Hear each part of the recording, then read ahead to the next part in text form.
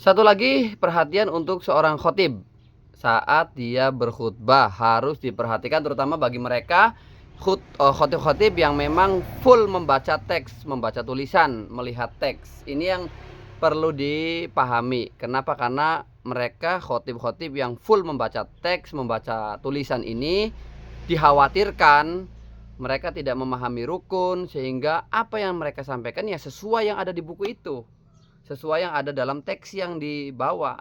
Maka perlu dicek lagi teksnya, tulisan khutbahnya harus dicek lagi sesuai tidak dengan rukunnya khutbah.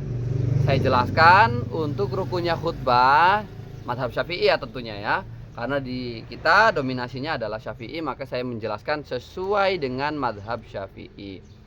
Dalam banyak kitab, dalam Bajuri, hasyahnya Fathul Qorib, Daram Nihayatu Zen, dan banyak kitab-kitab lainnya menjelaskan ini, bahwa rukun daripada khutbah ini secara umum ada 5 secara umum ya, tetapi nanti kalau mau diperinci lagi, mau ditafsir lagi ada 8. Kita baca dulu atau sebutkan dulu secara umum. Secara umum rukunnya khutbah ada 5. Yang pertama adalah hamdalah, yang kedua adalah sholawat ala nabi, yang ketiga wasiat bittaqwa, yang keempat adalah qiraatu ayatin minal Quran, dan terakhir adalah doa lil muslimin. Ini secara umum, artinya khutbah itu harus mencakup minimal 5 ini. Nah, ketika mau diperinci lagi, mau diperjelas lagi, maka ada 8. Dalam artian 8 itu hamdalah ataupun alhamdulillah, hamdanillah, kalimat hamdalah yang disebutkan di dalam khutbah harus ada di khutbah pertama dan khutbah kedua. Maka ini sudah masuk 2 kalau mau diperinci ya.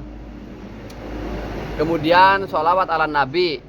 Sholat ala nabi, kalimatnya ya harus ada kalimat sholatnya, mau itu pakainya sholawat sholawat Jibril ataupun sholawat Ibrahimiyah atau yang lain-lainnya boleh, yang penting ada kata-kata as-sholatu ala nabi sallallahu ala Muhammad, misalkan Allahumma sholli ala sayyidina Muhammad, bebas, yang penting ada kata sholanya. Nah, ini harus ada di khutbah pertama dan khutbah kedua. Jadi 4 ya, sudah 4. Tadi hamdalah di khutbah pertama, khutbah kedua, ulang-ulang. Hamdalah di khutbah pertama, khutbah kedua, sholawat di khutbah pertama, khutbah kedua, kemudian wasiat bittaqwa ini juga harus ada di khutbah pertama dan khutbah kedua, jadi 6. Lalu qiraatu ayati minal Quran, ini boleh di khutbah pertama, boleh di khutbah kedua. Lalu kemudian doa lil muslimin bil maghfirah, pokoknya al ukhrawiyah, doa-doa seputar akhirat, bukan doa-doa yang seputar duniawi. Pengen sugih misalnya supaya dapat punya mobil banyak, punya apa segala macam, ini tidak mencukupi, harus ada atau disambung dengan doa-doa yang akhrawi.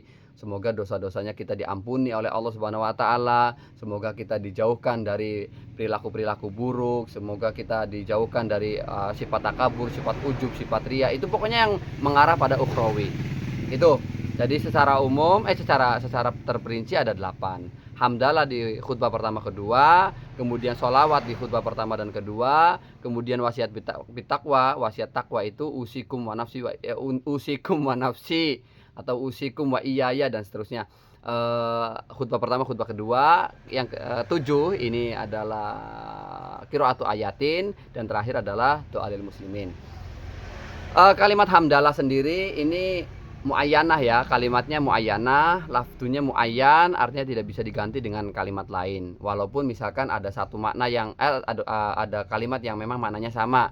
Contohnya lafadz sana, kemudian lafadz syukron. Misal contoh ya, asyukrulillah, walaupun bersyukur kepada Allah tetap tidak bisa, ataupun asyukru ala Allah, ataupun as-sana lillah, sana ala Allah, ini nggak bisa. Artinya walaupun kalimat itu maknanya sama dengan hamdun, tetapi lafadznya muayyan, harus menggunakan kata-kata hamdun atau alhamdulillah, hamdan lillah, nahmaduhu wa nasta'inuhu, dan seterusnya. Pokoknya harus ada kata-kata hamdunnya. Sama seperti sholawat, harus ada kata-kata sholanya, mau sholawat Jibril, mau sholawat Ibrahimiyah dan lain sebagainya. Oke, terima kasih. Assalamualaikum warahmatullahi wabarakatuh.